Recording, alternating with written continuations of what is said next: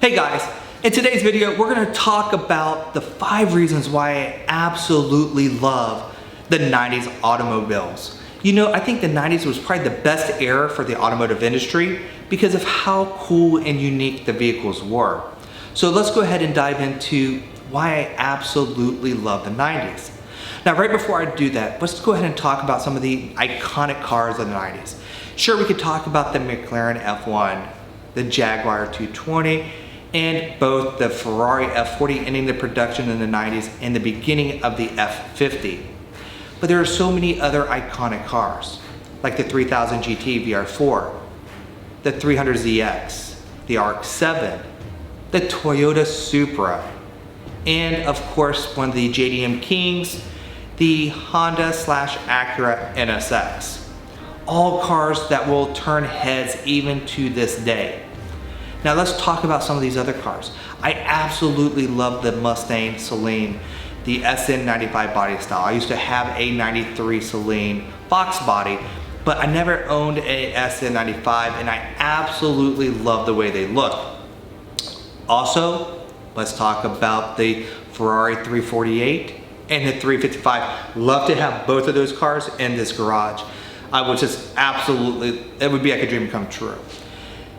But also the Lamborghini Diablo.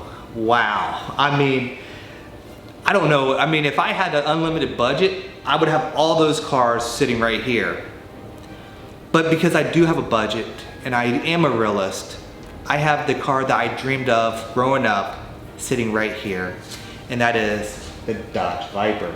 And yes, guys, there is a Hennessy Viper outside, the 650R twin turbo, which is absolutely amazing. I'm gonna do a lot of videos on that hopefully in the future, but I never drive that vehicle. It's a car that's completely, just sitting here. It's a low mileage. It's the only one made that's an ACR, that's a Hennessy 650R twin turbos on this one here. Then the twin turbos was done after Hennessy did their performance aspects, but that vehicle is absolutely a beast. So let's go ahead and talk about why I absolutely love the 90s cars. First of all, the design aspect. When we talk about cars of today, they all kind of look similar, right? For an example, you have a 5th generation Dodge Viper coming up from the rear view and a C7 Corvette. Until the car gets really close, you don't know if it's a Viper or a Corvette. The same thing can now be said again, once again with the Corvette, with the C8. Especially when you talk about the Z06, it kind of looks like the Lamborghini Aventador SVJ from the side. A lot of these cars started kind of copying each other. The same thing can be said for the Ford GT, with the Honda NSX now. They all kind of start sharing this, well, common designs, right? And there's a lot of functionality, a lot of stuff that's gone into it. Why these automobiles want to do this. In the 90s, that wasn't the case. You know, just think about the cars I said before. When you look at a 300ZX next to a 3000 GT, they look nothing alike. Now, yes, there were cars like the 3000 GT and the Dodge Stealth, which were the exact same cars, just rebranded. But other than that, you know, without the rebranding aspect that was kind of popular in the 90s, these automobiles were completely different. You don't get confused when you see a Honda NSX next to a Dodge Viper. You know they're completely different vehicles. And that's the design I love, right? Now the Dodge Viper is a hand-built vehicle from the 90s. Everything here was hand done. And that's what makes the Viper, in my opinion, a very special vehicle. So let's go ahead and talk about reason number 2, performance. You know, in today's society, all the cars kind of are right there together, right? Whether it does 0 to 60 in 3.3 seconds or 2.9, they're right there together. You know, it's just like, it doesn't matter which make and model it is.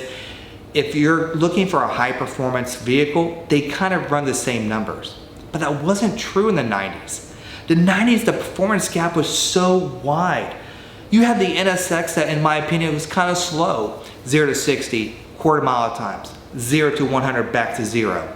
It was not one of those vehicles. It was a good track car, but it wasn't one of those vehicles that, well, is going to throw you back in the seat. Whereas the Dodge Viper, it absolutely was one of those vehicles. 0-60 in 3.9 seconds. Top speed is 193 miles an hour. This vehicle here did 0 to 100 to 0 in a very quick time. Now, when you look at some of these other cars, they didn't. But with the Viper, a lot of people talk about the NSX being a track-focused vehicle. The Viper was just as fast as the NSX on the track. It took the NSX until the early 2000s and even later in the 2000 era to be able to beat the Nürburgring time of the Dodge Viper. They went one time in 1997, ran 8 minutes and 10 seconds, and it took them so much longer. It took them over 6 years to be able to beat the first time that the Viper put down. So guys, when people talk about the Viper, they don't understand the history of this vehicle. But you know what? I also don't understand the complete history of the NSX. Why? Because it was never a car that, well, caught my attention. But I can respect it and do respect it for what it does do for the 90s era. Let's go ahead and talk about number 3. The time period in which these cars were made. First of all, Dodge was making K cars, and the gas and everything was not one of these cars that a car like this should have ever been built. You know, that time period, it wasn't like any others. There was a lot of challenges as far as manufacturing and everything else to make these cars. But the 90s cars still came out, and they came out swinging. You know, I think any one of us that's watching this video could probably rock a NSX. Would be happy to have one. It doesn't matter if it's the Supra or the 300ZX or even the RX-7. All those cars are cars that are, well, they're head turner cars. And you know what? That's what I love about the 90s era is it doesn't matter that time period, you have that connection that it is something special, right? And that's one of the best things about the 90s cars. Number 4. You know, before Fast and Furious came out, you know, in Tampa at least, it was called Bad Rap and Tampa Bay Racing. Bad Rap was your domestic vehicles, right? That's what it was. It wasn't the imports. The Tampa Bay Racing was the import type of crowd. And when you go to Gandy or you go to the Causeway, you had the imports on one side, the domestics on the other side. We absolutely loved racing each other, and yes, we poked fun of each other, and I think that's the reason why I still kind of pick on my JDM cars, is because that's the era I grew up in, right? And yes, the American cars were badass. They sounded completely different. And you know, yes, they did still have those big loud cans back in the early 90s. That's just what they did back then. The JDM crowd has never changed. But the same can kind of be said true for the domestic crowd. You know, it's hard for us to go from an American vehicle, being an American guy, to being an import JDM fan. Now, I think a lot of the American guys like this can go from like a Dodge Viper to a Lamborghini, a Ferrari, and that's one thing. But it's hard to take a die-hard American purist and put us in a JDM car and we would be completely satisfied.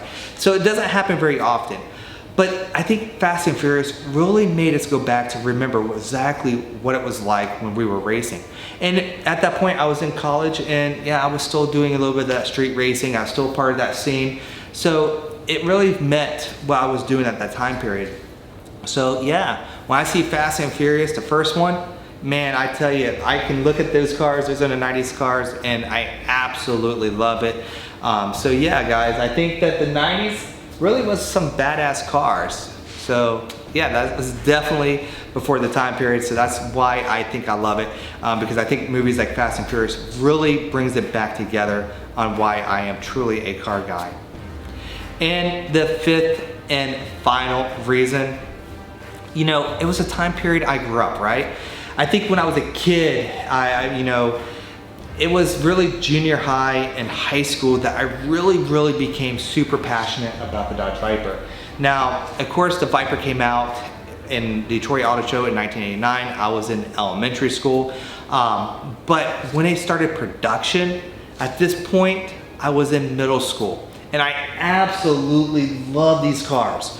And it just didn't die after 1 or 2 years. It starts in high school and I'm still loving these cars.